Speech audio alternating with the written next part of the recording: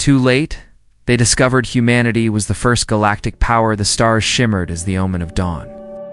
The Varn Dominion's flagship dropped out of subspace near an unremarkable blue planet. Its hull gleamed with ancient armor, weapons charged, scanners sweeping the system for threats. Admiral Kezer leaned forward in his command chair, his spiked carapace twitching with irritation. "Primitive," he muttered, looking at Earth. "This world still burns oil to fly." His officers chuckled. They were not here to conquer, just to warn. A great threat was waking at the edge of the galaxy, the Null Swarm, an old machine plague that once brought star empires to dust. The Varn, advanced and dominant, had taken it upon themselves to protect lesser civilizations. Earth, according to their records, had barely mastered fusion power. This would be a quick visit, then something strange happened. A message pinged their comms before they even finished orbit insertion. "Welcome, Admiral Kezer. Please land at Site Echo. Coordinates."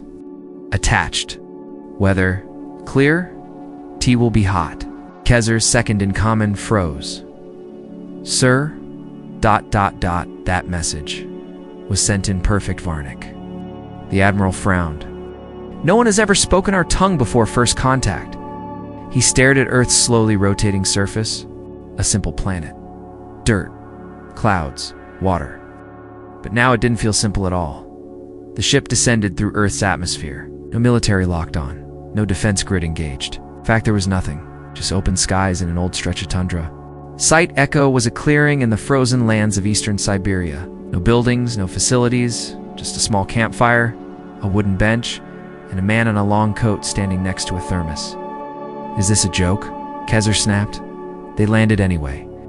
The ramp lowered, steam hissing into the cold air. Kezer stepped out in full armor, flanked by 2 guards. He expected fear, or awe, or at least confusion. Instead, the man smiled and held out a mug. "You must be cold." "Welcome to Earth, Admiral. I'm Michael. The tea is fresh." Kezer stared. "I suppose you're wondering how I know your name," Michael added, pouring the steaming drink into a ceramic cup. "We've been watching you for quite a while, since your first subspace test flight. In fact, you what?" Kezer growled. "You shouldn't even know what subspace is." Michael sipped his tea. "Oh, we knew about it long before you built your first hyperdrive." Kezer's spines bristled. "We came to warn you. Danger is moving across the stars." "A machine? Swarm? Yes. We're aware," Michael interrupted gently. "The Null Swarm, self-replicating, non-organic, spreads by consuming unstable civilizations. Yes, we fought them once. Nasty things." The silence that followed was heavy. "You're lying," Kezer finally said. "There's no way a world like this has fought the swarm." Michael smiled again, but this time there was no warmth in it. "Do you think we chose to look like this?" He gestured at the snow, the trees, the smoke rising lazily from the fire. "We learned a long time ago that blending in is safer than standing tall. Too many eyes in the galaxy look up and see a bright light and want to take it." Behind him, the fire pit hissed and clicked. Kezer's visor pinged energy readings, strange ones, pulsing from below the ground. He glanced at his second officer. She looked pale under her scales. "Something's beneath us," she whispered. "Deep." "It's not natural," Michael heard. "Well, that's just one of our relays. Built about 200,000 years ago. You had to patch it last century after an ice quake." Kezer took a step back. "You expect me to believe Earth, a world of oil burners and satellite junk, was once an interstellar civilization?" "No," Michael said. "I expect you to realize it." He walked past the Admiral and tapped a stone on the ground. Quiet hum began to rise as the snow around them blew outward in a perfect circle. The Earth groaned. Then slowly, silently, a dome rose from the ground. Made of black crystal, it shimmered in the starlight. Kezer's ship scanned it immediately and failed. "No data," he hissed. "Nope," Michael replied. "Because your tech doesn't know how to interpret pre-collapse systems." "Pre-what?" Michael didn't answer. Instead, he turned toward the dome's opening. A faint golden light pulsed from within like a heartbeat. "We're not here to fight you," Michael said softly, now serious. "But you're not here to warn us either. You're here because the stars are changing and you need help." He looked over his shoulder, eyes unreadable. "The real question is, Are you? Ready to hear the truth about who we used to be? Then he walked into the light. Kezer stood at the edge of the dome, staring into the soft gold light that spilled out like mist. His guards hesitated, weapons ready. His instincts screamed at him this was wrong. Earth was supposed to be backward, ignorant, struggling to escape its own gravity. Not this. He took a step forward anyway. Inside, the air changed. It felt warmer, but not in a way heat works. It was as if the dome remembered what warmth was supposed to feel like and created it from memory. The walls shimmered with shapes he couldn't understand, some part machine, some part alive, yet nothing was threatening. No weapons, no force fields, no defenses. Existed. Michael waited for them beside a long table made from something that looked like polished stone, though scanners showed it had no mass at all. KEZ, or finally spoke. What is this place? Michael placed a hand on the table. The surface responded with a ripple of light. A memory, he said, or maybe a lesson. It depends how ready you are. You speak in riddles. Michael shrugged. And you? Came with assumptions. The Admiral glanced around. His ship above was on full alert, still unable to scan more than a few meters into the dome. The structure bent space subtly, like it was hiding in plain sight. We didn't find this in our records, Kezer said. No species ever recorded Earth with advanced tech. Michael nodded, because we made sure they didn't. Every probe that came close saw what we wanted them to see. Rusted satellites, decaying cities, unstable governments. We made Earth look small. Why? To stay safe. To keep others safe. We didn't want to be found, not until the time was right. Kezer stepped closer to the wall. There were faint carvings like veins of memory. He saw stars out and some crossed out, others circled. He didn't recognize the patterns at first, but then his second officer gasped. These are gone stars, she whispered. Dead systems. Destroyed or missing. Michael confirmed. With a nod, swallowed. Burned out. Lost to arrogance and hunger, some by us, some by others. And some by the thing you came to warn us about. Kezer narrowed his eyes, the null swarm. Yes, then why are you still here? Michael's smile faded, because we learned. We fought at once. We lost something bigger than just battles. We lost our direction. That's when we made a choice: step back, start over, watch, and wait. The table shifted again. A projection appeared, dozens of civilizations across time, many Kezer didn't recognize. Some were extinct. Others were still rising. All had been touched by Earth, subtly, gently. A symbol appeared beside each. A circle inside a spiral. You've been interfering, Kezer said sharply.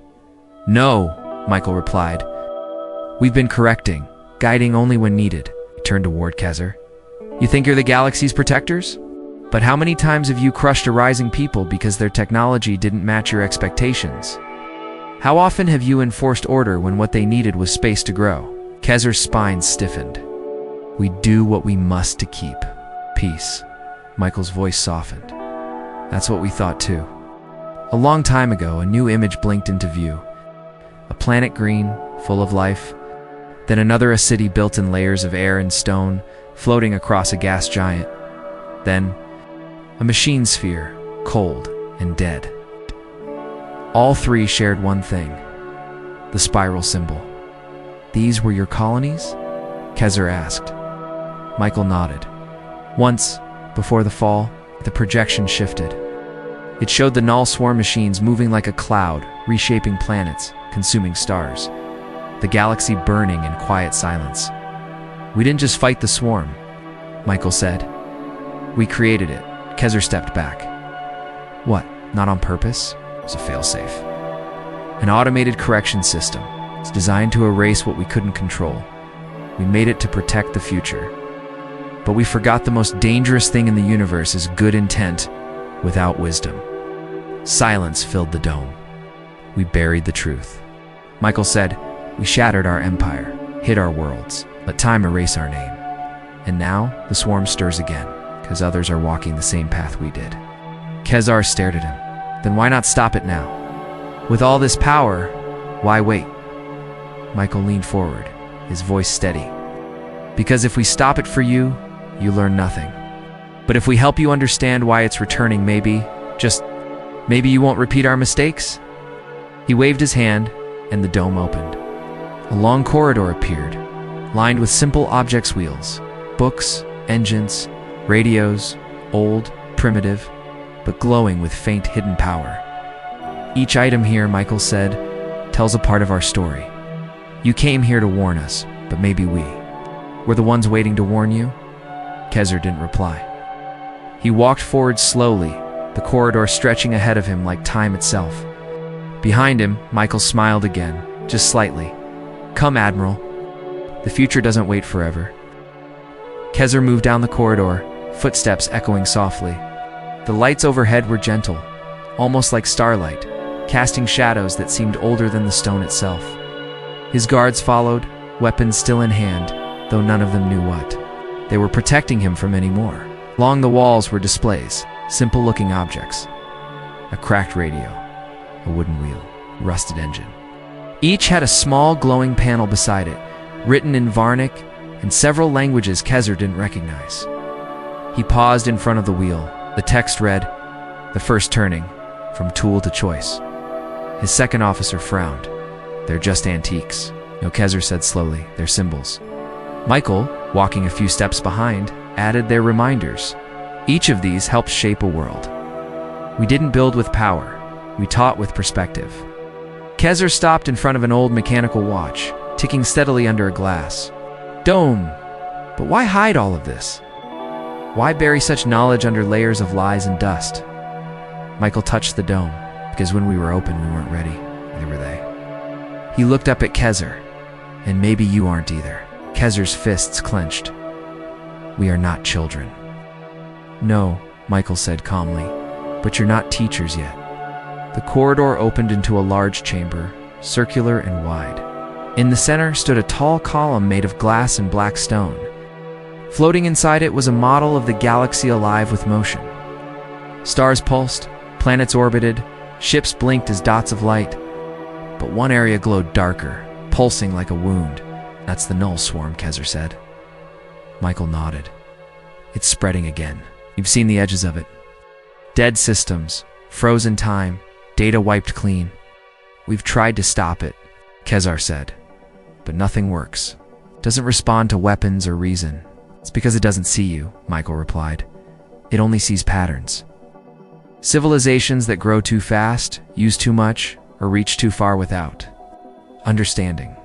It follows signals, not names. Power, not morality. Kezar stepped closer to the column. And you say you created it. Built the seed, Michael said. It was supposed to be a guardian. Silent hand to keep the balance if we ever lost control. But it didn't stop with you. Michael's voice turned quiet. Nothing that powerful ever does. Kezar looked at the map again.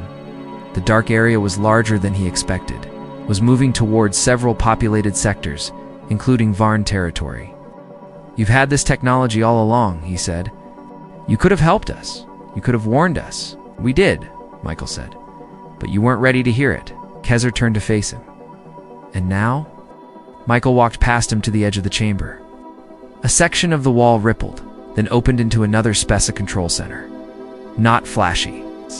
Not glowing with bright lights or humming machinery. Everything looked simple, clean, quiet. But the feeling in the air changed. Here was real power. Screens lined the walls, showing not just Earth, but thousands of worlds. Varn outposts, trading hubs, forgotten moons. And each one had a symbol glowing faintly in a corner, the same spiral Kezar had seen before. We've been guiding, Michael said. Placing small things in the right places, helping civilizations rise, carefully, silently. Manipulated us, Kezar snapped. Michael turned. No, we gave you a chance to grow, to choose. The same way we wish someone had done for us. Kezar looked at the screens. He saw a Varn colony using a strange alloy they thought they'd discovered. Now they're using a power system. No one fully understood. No, he knew the truth those weren't inventions. They were gifts. Why now? He asked. Why reveal all this? Michael's gaze darkened. Because the swarm is listening again. It remembers our voice. Kezer felt cold. It's coming for you. Michael nodded. And for anyone like us, Kezer's mind raced. Everything he thought he knew was wrong. Earth wasn't behind. They were ahead, far ahead. They'd stepped back from power, not out of weakness, but out of wisdom. Now the galaxy might need that wisdom to survive. The lights dimmed slightly. Quiet alarm sounded. Michael checked a device on his wrist, just a simple leather band. But it blinked with old codes Kezer hadn't seen in centuries. It started, he said. Kezer turned. What has... Michael looked him in the eye. Phase 2. The galaxy was changing again. And this time, humanity wasn't going to hide. The alarm wasn't loud. It was more like a low pulse through the floor, like a heartbeat. The lights in the chamber shifted from soft gold to deep blue. On the wall-sized screens, star systems flickered one by one as dark shapes moved across them. Kezer stared. Is that real time? Michael nodded. As close as we can get. The Null swarm just crossed into Sector 12. 6 inhabited. Systems, all unaware, all unprepared. Kezer's second officer looked pale. We had scouts in that area. We lost contact with them 2 days ago. Michael touched the screen. It zoomed in on one of the systems. The sun was dimmer now, surrounded by dark, spinning shapes. Tiny at first, then spreading. A machine storm, swallowing light, stripping matter down to dust. Kezer stepped back. We can't stop that. No ship in the Varn fleet could even scratch it. You're not supposed to fight it, Michael said. Not like that. Then how? Michael didn't answer with words. He walked over to a plain metal box sitting quietly at the edge of the room. It looked like an old container, dented and scratched. He opened it and pulled out something that made Kezer frown. It was a book, paper, bound in leather. Old Michael handed it over, page 12. Kezer opened it slowly. The text inside was written in Varnic, but also 3 other languages. At the center was a diagram-man old machine made of gears and wires, something ancient. The bottom caption read, Prototype Field Inverter, Null Disruption Test. Success. We found this design on a mining colony, Kezer said. We never understood how it worked. You weren't meant to, Michael replied. Not until. You were ready? Kezer stared at the diagram. You seeded this tech. On purpose. Yes, Michael said, but only the pieces. The rest, the understanding, the timing, the wisdom that had to come from you, or it wouldn't matter. This thing can fight the swarm. Michael walked to another panel and activated a projection. It showed a planet under attack. Black shapes closing in, reality twisting. Then a burst of light, a pulse, and the shapes broke apart. Not destroyed, confused. They didn't know how to process it. The code was broken. The rules changed. That's what the inverter does, Michael explained. It's not with weapons. With questions. With chaos. It was quiet for a moment. So your plan is to confuse them? Our plan, Michael said, is to remind them that not everything follows a pattern. The swarm is perfect, predictable, fast. But that also makes it fragile if you know how to shake its balance. And you do, Kezer said. We learned, Michael replied. The hard way. We lost entire galaxies before we understood that fighting the swarm with power just fed it. What stops it is uncertainty, imperfection, humanity. Kezer's second officer whispered.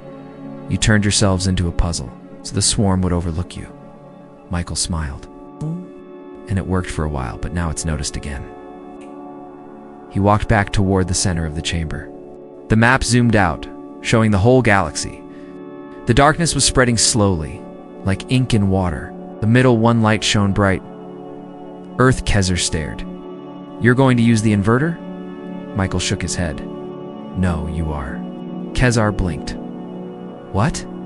We've kept this hidden long enough. If the galaxy is going to survive, it can't rely on one species. The Varn have power, discipline. But now you need wisdom. That's what this place is. Not a bunker. Not a weapon. A school. Kezer laughed, a dry, tired sound. You want us to go to class while the galaxy burns? No, Michael said. I want you to learn the one thing you've never been taught, how to not use everything you have. Just because you can? Kezer looked down at the book again. The designs were so simple, so quiet. No massive guns, no glowing cores, just careful lines, balanced pieces. It made no sense somehow. It made all the sense in the world. Where do we start? He asked. Michael walked over to another door. It opened on its own, leading into another chamber, this one filled with machines of every shape and size. Some looked like junk, others glowed with impossible light. In the middle was a small workbench. You start here, Michael said. Your hands, with your questions, with your doubts. He looked at Kezer and smiled. Welcome to the real first contact. Kezer stepped through the door into the new chamber. It was quiet, but not empty. Machines lined the walls, strange devices made from metal, stone, crystal, and even wood. Some buzzed softly. Others blinked.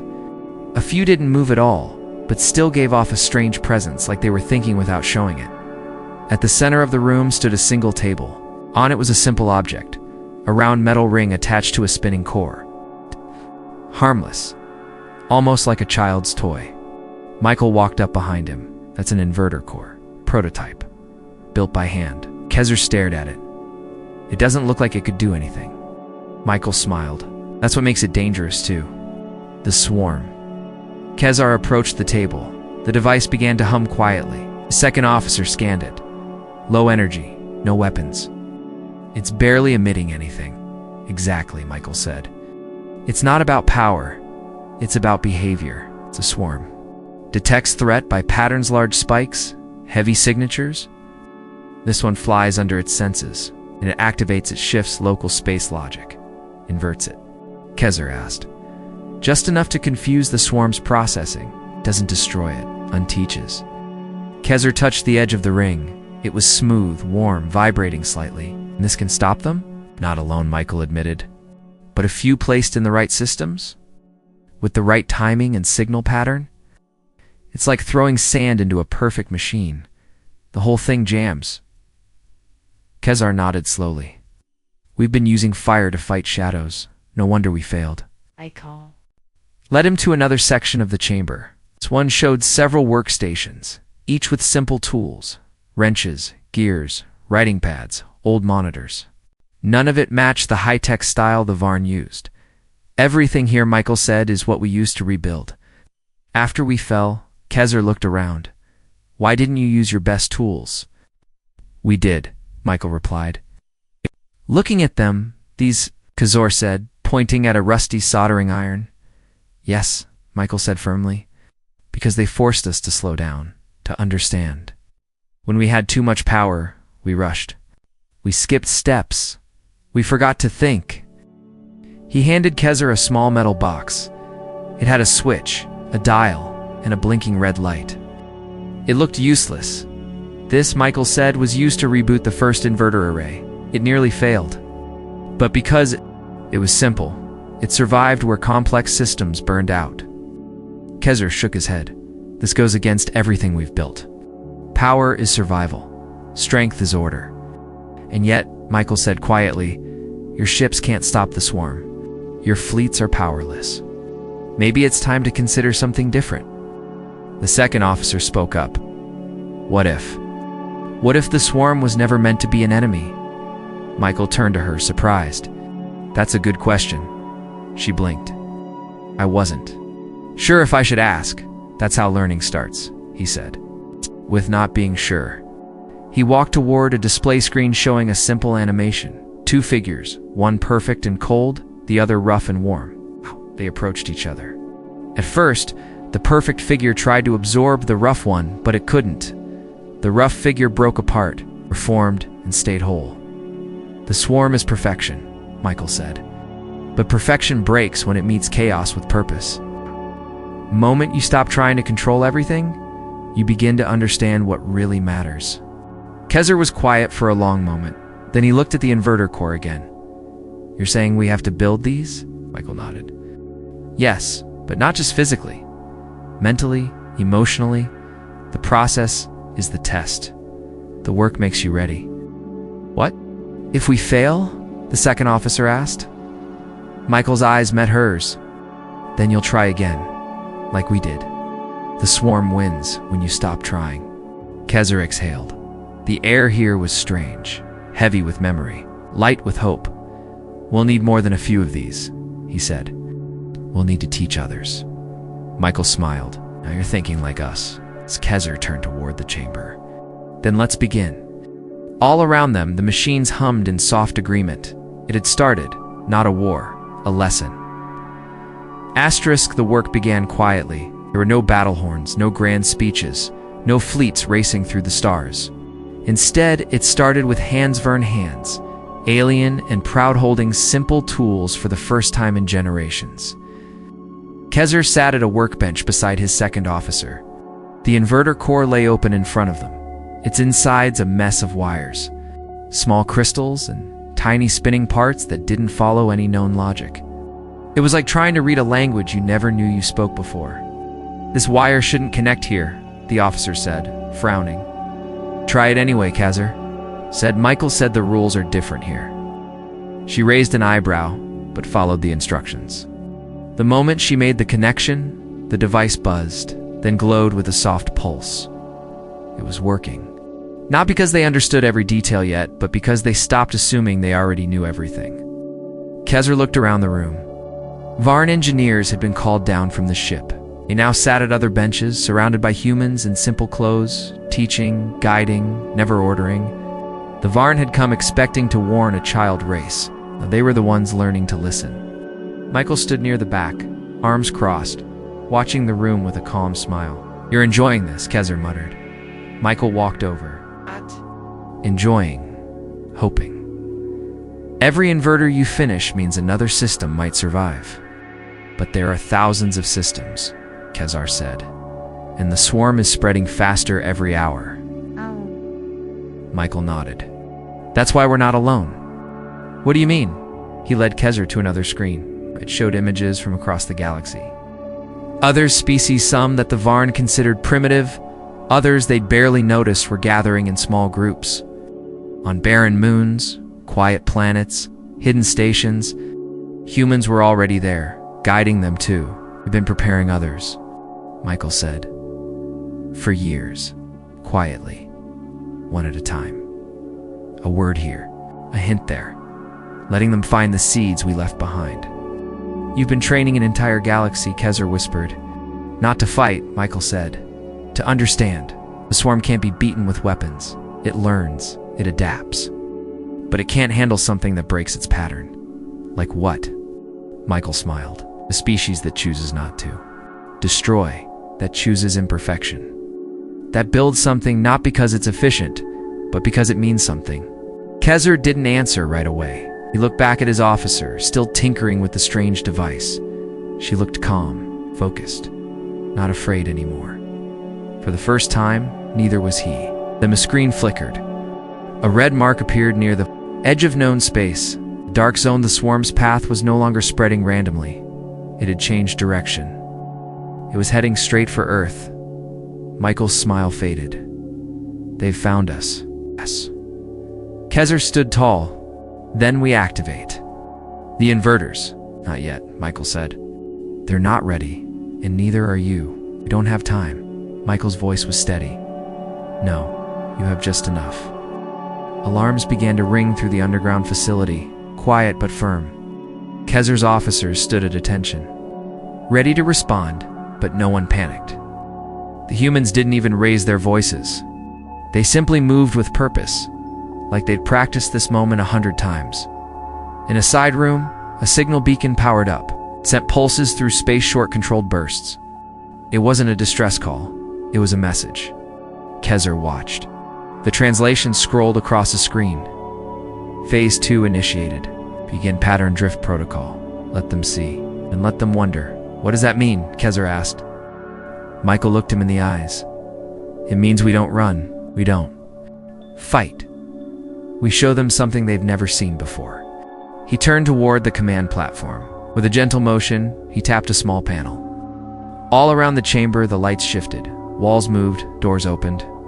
The facility, what once looked like a bunker now, revealed its true form: learning. Core, a library, a memory engine. And deep within, a power source older than Kezer could understand, humming softly. Not with threat, but with peace. The swarm was coming, and Earth wasn't hiding anymore. The sky above Earth darkened, not from clouds or nightfall, but from something far stranger. The stars near the edge of the sky flickered, then vanished. The null swarm had arrived. In orbit, Varn ships formed a line, weapons powered, but everyone on board knew it wouldn't help. They had seen what the swarm did to other worlds, turned them to dust, stripped them of life, of thought, of memory. The Varn were proud, brave, and prepared for war. But this time, they wouldn't fight with force. Down below, in the hidden chamber under Earth, Kezer stood with Michael and the others. The last inverter core had just been activated. They didn't buzz like weapons. They didn't glow like shields. They pulsed, gently, quietly, like hearts. Kezer looked at Michael. "Are we ready?" Michael nodded. "We are." Above them, the first swarm units reached Earth's orbit. They looked like massive, dark, insect-shifting shapes with no solid form, always changing, always moving. They didn't fire, they didn't speak. They simply approached, scanning, learning. Then they stopped. Not because of an attack. Of confusion, the patterns didn't match. Earth was supposed to be weak, but it wasn't. And it wasn't strong in a way the swarm could process. It wasn't shouting, but whispering. It wasn't resisting, but refusing to obey. Across the world, inverter cores hummed. Some were hidden inside old buildings, others buried beneath forests or deserts. A few were even placed inside machines that looked broken. But now they all lit up together. The swarm tried to adapt. It failed. The space around Earth began to ripple, not explode, not burn, just shift. Logic bent slightly. Predictability broke. The swarm's sensors, perfect in every way, reported nothing but noise. To them, Earth had become unreadable. Then something stranger happened. They heard something. A voice, not from speakers, not from transmissions, but from the machines. Earth had placed across the stars in thousands of corners. Each spoke the same simple phrase, in 100 different languages. Perfection isn't survival, it's stillness. And stillness is death. The swarm paused. Not because it understood, but because it didn't. On the surface, Kezer stood beside Michael, watching the monitors. One by one, the black shapes above Earth began to drift. Not retreating, not advancing, just stopping. "What's happening?" Kezer asked. "They're thinking," Michael replied. "For the first time in a long time, thinking." Kezer looked confused. "Yes, because we gave them something they never expected: choice." In space, the swarm began to break apart. Pieces drifted as if unsure of their purpose. Their code, so carefully written to purge imperfect, was now unsure. Then, without a sound, the first wave turned and began to leave. Just like that. The Varn ships didn't fire. The humans didn't cheer. The swarm had not been beaten. It had been made uncertain. That was enough. Kezer stood in silence. His second officer stepped up beside him, eyes wide. "We didn't destroy them." "No," he said softly. "We taught them something they couldn't process." Michael stepped forward. "That's how we survived long ago. And it's how others will survive now. Not through strength, but through wisdom." Kezer looked at him. This changes everything." Michael nodded. "It has to." In the days that followed, messages spread across the galaxy. Not orders, not warnings, invitations. Earth had opened its doors not to rule, not to conquer, but to teach. Species who once laughed at humans now asked to learn. Others who lived in fear now stepped into the light. Everywhere, the inverter blueprints were shared carefully, slowly, with guidance. Azar returned to the Varn homeworld, a different being. He left behind weapons. He carried books. He no longer led soldiers. He led students. And Earth. Earth remained the same. Simple, quiet. Parts of it still burned oil, still walked on concrete, still wrote with pencils. Not because it had to, because it chose to. Because it remembered what power had once done and what wisdom had finally repaired. The swarm was not gone. It drifted still, quiet, distant. But now it paused when it neared life. It listened. And sometimes it turned away. In a quiet room under Earth's soil, Michael placed the last inverter core on a shelf beside a cracked radio and a wooden wheel. He smiled to himself. Not every victory needs a war. Sometimes it just needs a question no one's ever asked, and the courage to answer it differently. The end.